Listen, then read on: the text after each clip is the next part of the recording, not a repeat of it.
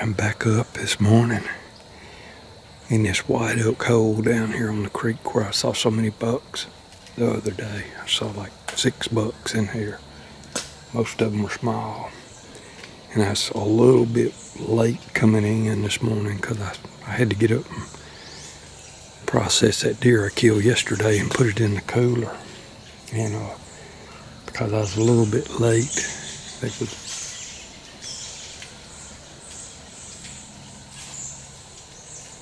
a bunch of ducks, I think, flew over. But I was a little bit late coming in. And I ran a pretty decent buck off when I came in. There's just one deer here, though. So I know it's a lot more probably going to come through. It's supposed to be a midday feeding time. I think a real early feeding time and then a midday and a real late in the evening. Supposed to be a prime day, but it's just not cold as they was forecasting. It's just pretty warm, actually. I'm down to one t-shirt. And we're going to sit in here and see what happens. Yesterday was a pretty unique hunt. I didn't talk about it much yesterday because I had deer under me from the time I climbed up till the time I shot. Literally the whole time. It was a unique hunt in the fact that my dad's got a doe over there that a few years back just started losing its wariness, and he would feed, and he feeds hogs over there a lot and shoots them. And she got used to him feeding. She just come up there basically. She won't eat out of your hand, but she'll come 20, 25 yards of you while you're putting out corn. Well, she raised a little one, and last year my dad said, I think it might have been year before last, he said the little one was more wild than she was. She's got a broke ear. And then a little bit later on, the fawn she had tamed up, and it had a fawn. So now it's 3 over there. The broke-eared doe, I guess she didn't have a little one this year. The one that was the yearling last year had the fawn, so it's 3 of them now. And they're just tame as they can be. They came up there under the feed tree while I was climbing. My dad told me about what tree they were going to be feeding underneath. Threw a little corn too.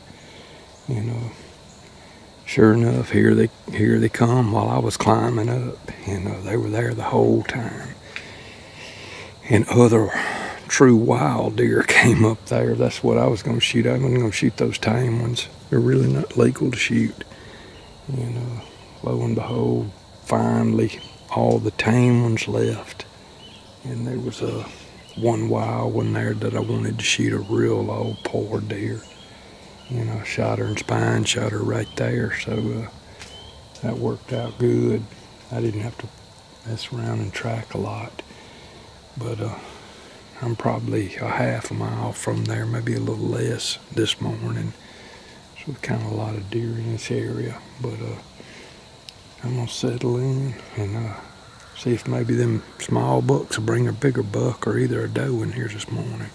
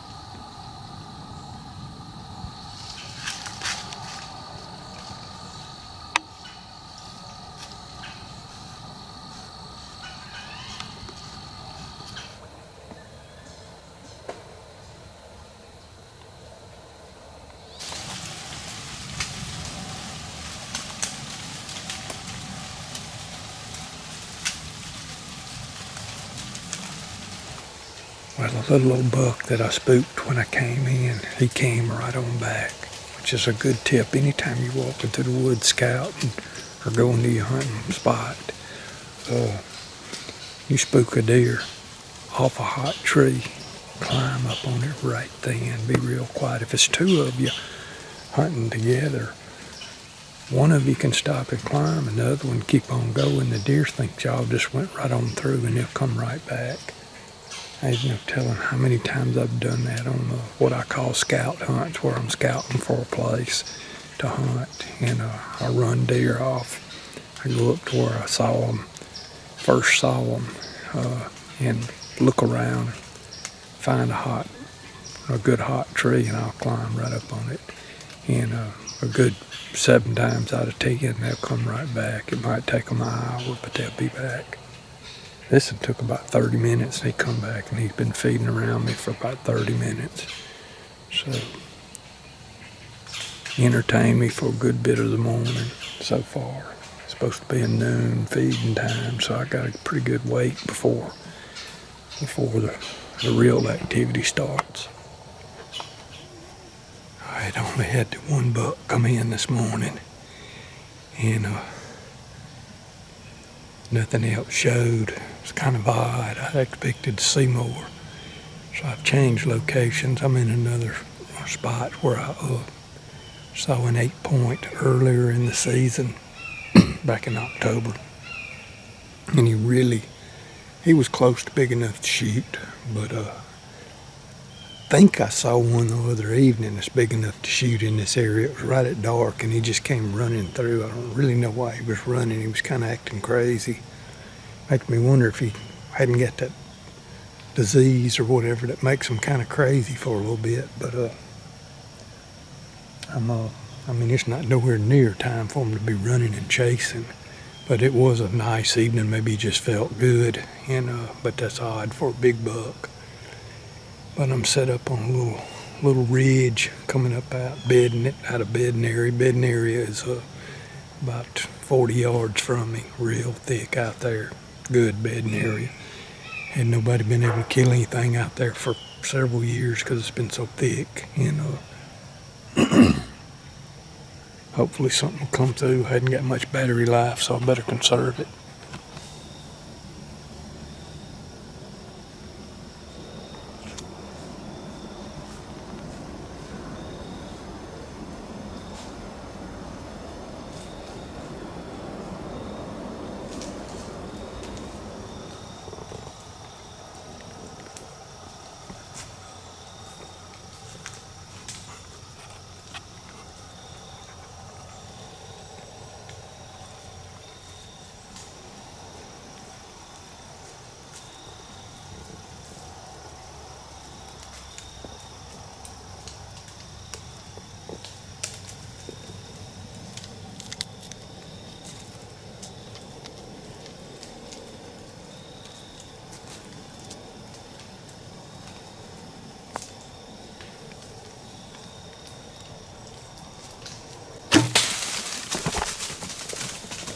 Damn it.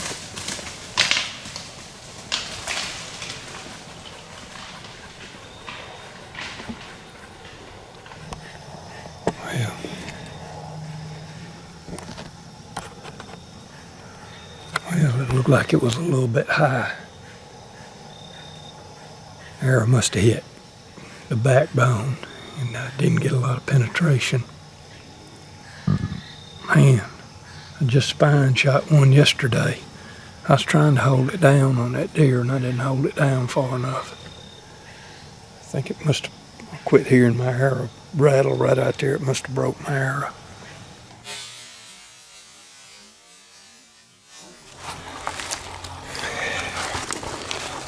Well, I got her. I was a little concerned because the arrow just didn't look like it got a lot of penetration. I got to thinking, did I hit above the spine and just get backstrap? But it turned out what happened, the arrow hit the offside shoulder, and this is the offside shoulder, and I just feel it bubbling down in there. The arrow had came in here, but it was at such a steep angle that it went down through at least one lung, and I expect it got that heart because it hit her right there. I ain't gonna show the old big old hole, but it hit her right there on the other side, angling down. She was real close. Well, that's a pretty doe, pretty doe. Anita's a big mature doe. Her milk bag's dry, so I don't know what's going on. This is the second mature doe I've killed with a dry milk bag.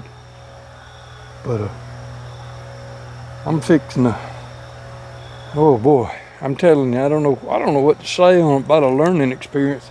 These arrows, these Eastern Axis traditional arrows, I can't say enough about how durable they are. This arrow was pretty much broadside, even though it was sticking up high. And he didn't break that arrow with that deer running down through the thickest place. This fellow is real thick out there. And the first thing I found was that one fletching. I found that one fletching, and that got me on the right track. What I was thinking, I said, well, if I can at least find my arrow, it'll let me know whether, you know, I hit her in the spine, that the arrow broke, because I heard the arrow get quiet, but I didn't hear her kicking. And so I headed right where I thought I heard the arrow, but I was a little bit high. She went down and crossed a real thick branch and then turned left, and she was dead right there. You know, but once I found that little piece of fletching, I was able to get on the trail, and I started picking up just a small amount of blood. The hole was so high. It's not going to be a lot of blood, even on a double lung hit with a hole up high when you don't get an exit.